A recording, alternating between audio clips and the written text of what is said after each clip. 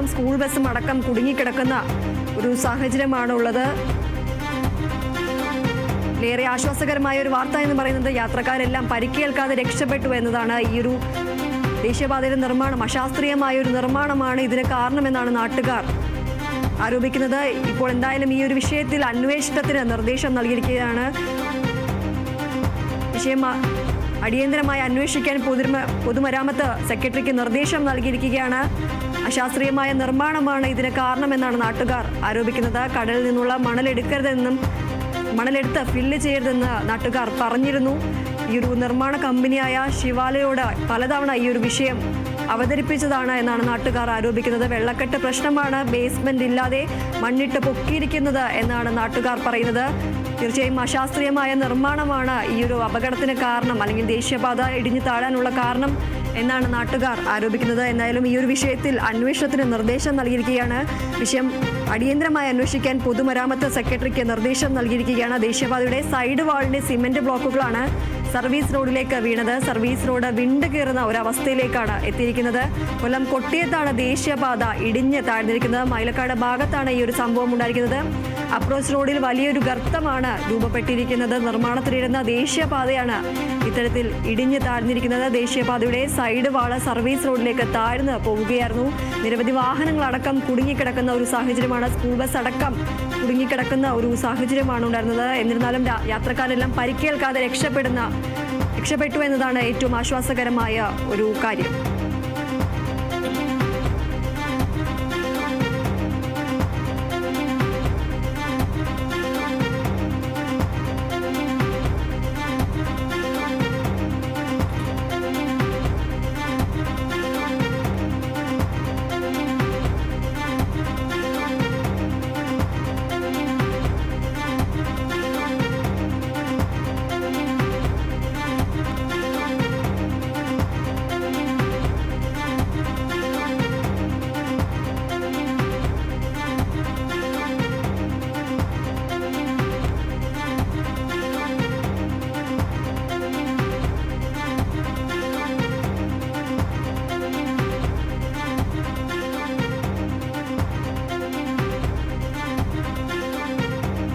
കൊല്ലത്ത് നിന്നും സുനിൽ കുമാർ നമ്മളോടൊപ്പം ചേരുന്നു. സുനിൽ, ഈ ഒരു സംഭവത്തിൽ അശാസ്ത്രീയമായ ഒരു നിർമ്മാണമാണ് ഇതിന് കാരണമെന്നാണ് നാട്ടുകാരുടെ ആരോപണം. കൂടുതൽ വിവരങ്ങൾ എന്തൊക്കെയാണ്? കുട്ടിയത്ത് നിന്ന് മൈലക്കാട് വരെയുള്ള റോഡാണ്. ഈ റോഡിനോട് ഒരു പാലം ഇവിടെ സ്ഥിതി ചെയ്യുന്നുണ്ട്. പാലത്തോട് ചേർന്നുള്ള നാഷണൽ ഹൈവേയുടെ വർക്കാണ് നടന്നുകൊണ്ടിരുന്നത്. ആ ഭാഗത്തു നിന്നാണ് ഒരു പാലത്തിന്റെ അല്ല, റോഡിന്റെ തന്നെ നാഷണൽ ഹൈവേയുടെ ഒരു ഭാഗം തന്നെ ഇടിഞ്ഞു താണിരിക്കുകയാണ്. ഇത് നിർമ്മിച്ചിരിക്കുന്ന അശാസ്ത്രീയമായാണ്. ഇവിടെ ഒരു ഏലയുണ്ട്. ഏലയോട് ചേർന്നൊരു നടുക്കൂടെ അതിന്റെ ഈ റോഡിന്റെ അടിയിലൂടെ തന്നെ ഒരു തോട് പോകുന്നുണ്ട്. ആ തോടിന്റെ ഭാഗം കൊണ്ടാണ് ഇടിഞ്ഞു താണിരിക്കുന്നത്. ഇപ്പം എന്താണ് കാരണമെന്ന് വ്യക്തമായിട്ടില്ല. ഉദ്യോഗസ്ഥരൊക്കെ സ്ഥലത്ത് എത്തിയിട്ടുണ്ട്. അവർ പോലീസുമായിട്ട് സംസാരിച്ചുകൊണ്ടിരിക്കുകയാണ്. എന്താ കാര്യമെന്ന് വളരെ വ്യക്തമായിട്ട് അവർ നിർദ്ദേശം തന്നിട്ടില്ല നമുക്കിതുവരെ. ഉടനെ തന്നെ കാര്യങ്ങൾ അറിയാൻ കഴിയുമെന്ന് കരുതുന്നുണ്ട്. അതുപോലെ തന്നെ ഈ ഒരു വിഷയത്തിൽ ഇപ്പോൾ മന്ത്രി മുഹമ്മദ് റിയാസ് അടക്കം അന്വേഷണത്തിന് ഉത്തരവിട്ടിട്ടുണ്ട്. അത് സംബന്ധിച്ച് എന്തെങ്കിലും വിവരങ്ങൾ ലഭിക്കുന്നുണ്ടോ? അങ്ങനെ ഉള്ള അറിവൊന്നും നമുക്ക് കിട്ടിയിട്ടില്ല. ഇവിടെ എന്ന് വെച്ച് കഴിഞ്ഞാൽ പോലീസ് മൊത്തത്തിൽ ബ്ലോക്ക് ചെയ്തിരിക്കുകയാണ്. ഇവിടെ പാലം വീണ്ടും ഇടിഞ്ഞുകൊണ്ടിരിക്കുകയാണ്. ഒരു ഭാഗം കൊണ്ട് ഇടിഞ്ഞുകൊണ്ടിരിക്കുകയാണ്, ഇടിഞ്ഞു താണുകൊണ്ടിരിക്കുക. അത് കാരണം വണ്ടികൾ ഒരു 5ഓളം വണ്ടികൾ അവിടെ ഈ ഇടിഞ്ഞ ഭാഗത്ത് തന്നെ ബ്ലോക്കായി കിടക്കുകയാണ്. ആ റോഡും ഇടിഞ്ഞതാണ് കാരണം വണ്ടി മുന്നോട്ടോ പിന്നോട്ടോ എടുക്കാൻ പറ്റാത്ത സാഹചര്യത്തിലാണ് ഇപ്പോൾ നിൽക്കുന്നത്. തീർച്ചയായും ഈ ഒരു സ്കൂൾ ബസ് അടക്കം കുടുങ്ങിക്കിടക്കുന്ന ഒരു സാഹചര്യമാണ്. ഇതിലെല്ലാം ഈ ഒരു നമുക്കറിയാം സ്കൂൾ വിട്ടുവരുന്ന ഒരു സമയമാണ്. അപ്പോൾ ഈ ഒരു കുട്ടികളടക്കം ഈ ഒരു സ്കൂൾ ബസ്സിൽ ഉണ്ടായിരുന്നു. അത് സംബന്ധിച്ച് എന്തെങ്കിലും വിവരങ്ങൾ ലഭിക്കുന്നുണ്ടോ? കുട്ടികളടക്കം സ്കൂൾ ബസ്സിലുണ്ടായിരുന്നു എങ്കിൽ തന്നെയും സ്കൂൾ ബസിന്റെ മുകളിലേക്ക് ഇത് പതിച്ചിട്ടില്ല. സ്കൂളിലെ കുട്ടികളെ മൊത്തം ഇറക്കി ഈ റോഡിന് ഇപ്പുറത്തേക്ക് നടത്തി തന്നെ കൊണ്ടുവന്ന് അടുത്ത ബസ്സിൽ കയറ്റി വിടുകയാറുണ്ട്. അത് ബസ്സും കാറുകളും പക്ഷേ അവിടെ ബ്ലോക്കിൽ പെട്ട് കിടക്കുകയാണ്. ഈ റോഡ് ഇടിഞ്ഞ് പൊളിഞ്ഞു കിടക്കുന്ന ഒരു സിറ്റുവേഷനാണ് ഇപ്പോൾ നമുക്ക് കാണാൻ കഴിയുന്നത്.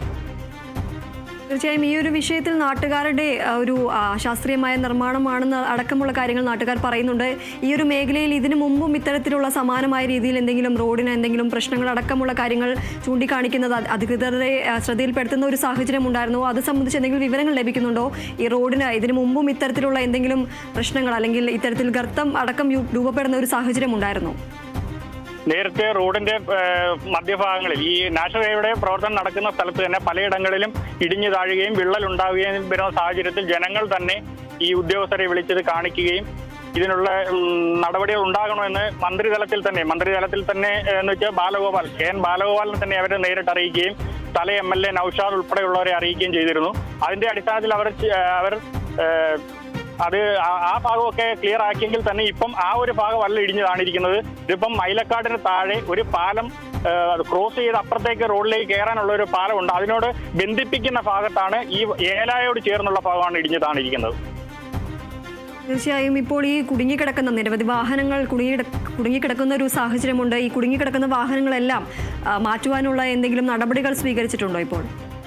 അവിടെ JCBയും ക്രെയിൻ ഉൾപ്പെടെയുള്ള സംവിധാനങ്ങളെല്ലാം എത്തിച്ചേർന്നിട്ടുണ്ട്. പക്ഷേ ഈ വാഹനങ്ങൾ അങ്ങോട്ട് പോകാൻ പറ്റാത്ത സിറ്റുവേഷൻ ആണ്. ഇടിഞ്ഞതാണതോടുകൂടി തന്നെ ഈ അപ്രോച്ച് റോഡ് സർവീസ് റോഡുകൾ മൊത്തം ഇടിഞ്ഞ് പൊങ്ങിയിരിക്കുകയാണ്. വണ്ടികൾ അങ്ങോട്ടും ഇങ്ങോട്ടും അഗാധമായ ഗർത്തം രൂപപ്പെട്ടിരിക്കുകയാണ്. അത് കാരണം ഈ ക്രെയിൻ ഉൾപ്പെടെയുള്ള വാഹനങ്ങൾ അങ്ങോട്ട് പോകാൻ കഴിയുന്നില്ല. ആ ഒരു സിറ്റുവേഷനിലാണ് ഇപ്പോൾ കാര്യങ്ങൾ പോകുന്നത്. തീർച്ചയായും കൊല്ലം കുട്ടിയത്താണ് ഇത്തരത്തിൽ ദേശീയപാത ഇടിഞ്ഞു വീണിരിക്കുന്നത്. സുനിൽകുമാർ, അതുപോലെ തന്നെ ഈ ഒരു ഗതാഗതം തടസ്സപ്പെടുന്ന ഒരു സാഹചര്യമുണ്ടോ? അത് സംബന്ധിച്ച് എന്തെങ്കിലും ക്രമീകരണങ്ങളെല്ലാം നടത്തുന്നുണ്ടോ? കൊല്ലത്ത് നിന്ന് തിരുവനന്തപുരത്തേക്ക് പോകുന്ന റോഡാണ് ഈ ഇടിഞ്ഞു താണിരിക്കുന്ന ഒരു വശം. സർവീസ് റോഡുകളാണ്. ഒന്ന് തിരുവനന്തപുരത്ത് നിന്ന് കൊല്ലത്തേക്കും, ഇപ്പൊ ഇടിഞ്ഞു താണ്ടിരിക്കുന്ന ഭാഗം എന്ന് വെച്ചാൽ കൊല്ലത്ത് നിന്ന് തിരുവനന്തപുരത്തേക്ക് പോകുന്ന ഭാഗമാണ്. അത് കാരണം ഈ വാഹനങ്ങളെല്ലാം റൂട്ട് മാറ്റി വിടുകയാണ് ചെയ്യുന്നത്, പോലീസ് അധികാരികൾ ചേർന്നുകൊണ്ട്.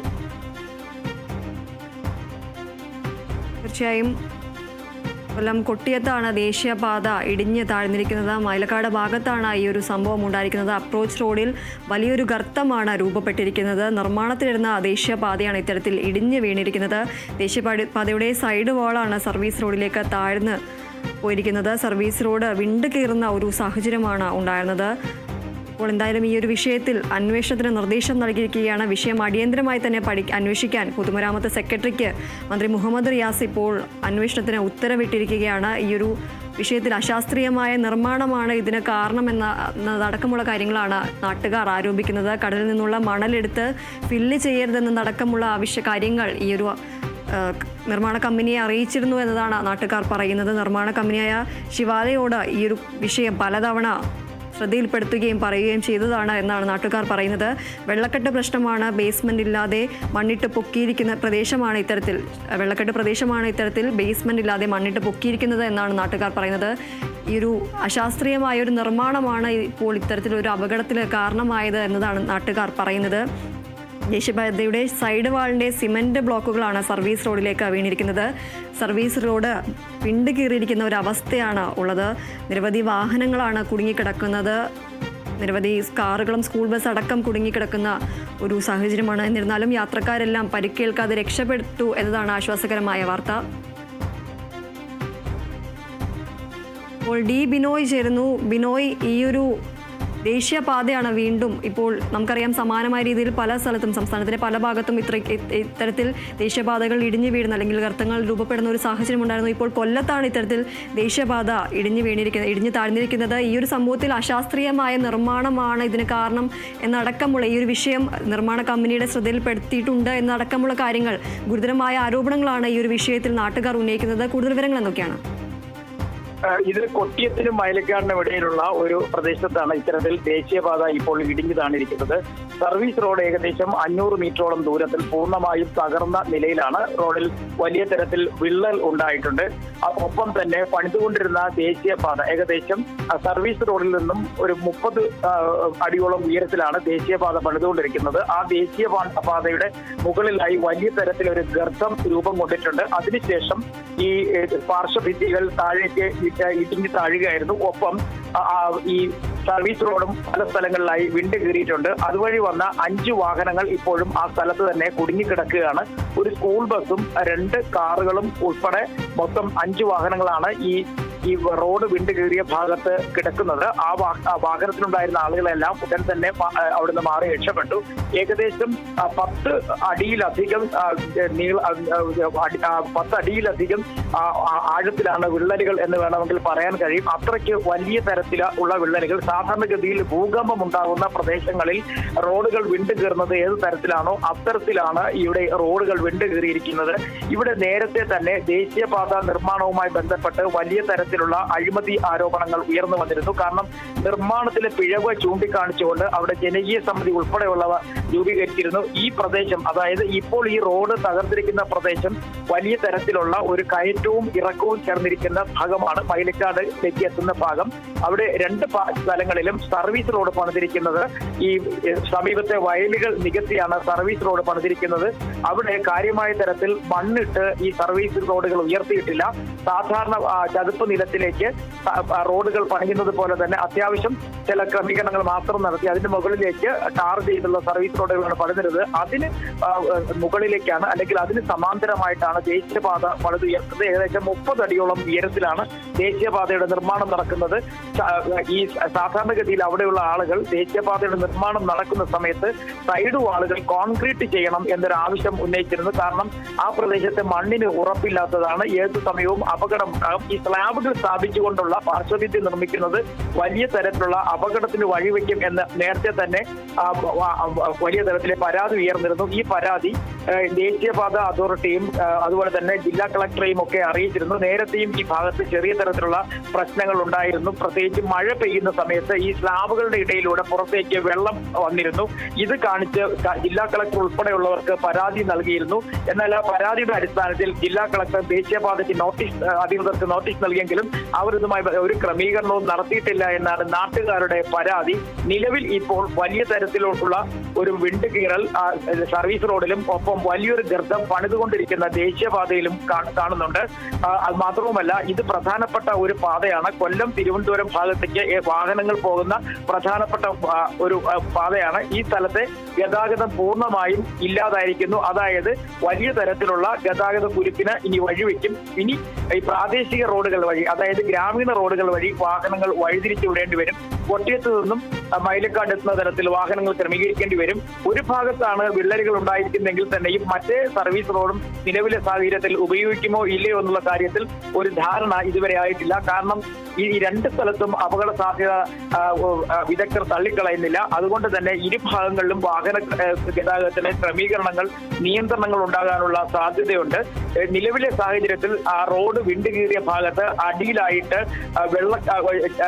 ചെളി നിറഞ്ഞ പ്രദേശങ്ങൾ കാണാൻ കഴിയുന്നു എന്നാണ് നമുക്ക് അവിടെ നിന്നുള്ള ആളുകൾ നൽകുന്ന വിവരം. അതായത് കൃത്യമായ തരത്തിൽ ഈ ചെളിക്കെട്ടിന് മുകളിൽ സാധാരണഗതിയിൽ നടത്തേണ്ട നിർമ്മാണ പ്രവർത്തനങ്ങൾ നടത്തുമ്പോൾ സ്വീകരിക്കേണ്ട മാർഗങ്ങൾ ഒന്നും തന്നെ സ്വീകരിക്കാതെ അശാസ്ത്രീയമായ നിർമ്മാണം നടത്തിയത് കൊണ്ടാണ് ഇത്തരത്തിൽ ഈ റോഡ് ഒരു വിണ്ടുകീറലുണ്ടായതും ഒപ്പം ഈ ഗർത്തം രൂപപ്പെട്ടതെന്നുമാണ് ഈ പ്രാഥമിക വിലയിരുത്തൽ. എന്തായാലും ഈ സ്ഥലത്തേക്ക് അല്പസമയത്തിനുള്ളിൽ ജില്ലാ കളക്ടർ ഉൾപ്പെടെയുള്ളവർ എത്തിച്ചേരും.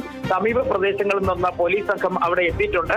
ഈ ഗർത്തമുണ്ടായ സ്ഥലങ്ങളിലേക്കും ബിനോയ് തുടരുക.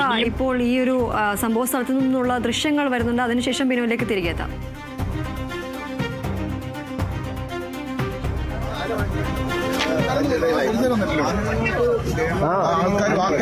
വാക്കല്ലാതെ നിൽക്കുന്ന ആൾക്കാരല്ല. അല്ലല്ല, അല്ലാതെ തന്നെ ആൾക്കാർ എപ്പോഴും ഫോട്ടോ എടുക്കും. പക്ഷേ